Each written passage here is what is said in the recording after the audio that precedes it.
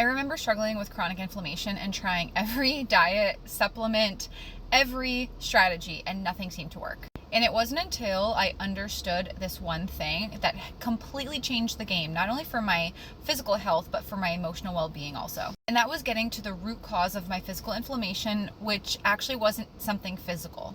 The root cause of my chronic inflammation, which included IBS, GERD, acid reflux, Guillain-Barré, which is an autoimmune disease, chronic anxiety, chronic fatigue. Let me know if you can relate to any of these. But the root cause was the trauma that I experienced in my childhood that caused my body to be in a chronic state of stress or survival mode.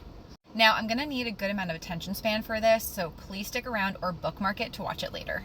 When you experience trauma, especially in childhood, between the ages of conception, so when you are in your mom's belly, to the age of 7, which is your root chakra era, think of that like the training season, the baseline for your nervous system and how it functions. So if you experience trauma between that age range, your nervous system is trained to be in a high alert survival mode stressed state.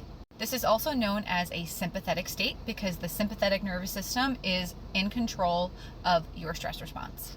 So when you're in a chronic state of stress from childhood, that chronic state of stress carries through your adolescence, early adulthood, and that chronic stress response produces cortisol, which is the cause of the excess inflammation. So it's not actually anything physical that's causing the excess cortisol production. It's your dysregulated nervous system that was established during those baseline years between the ages of conception to 7 and the unprocessed emotions from that traumatic experience. So if you want to heal your chronic inflammation, you have to identify, process, and release the emotions that were elicited from that traumatic experience. Because what's happening is your body is holding space for those emotions.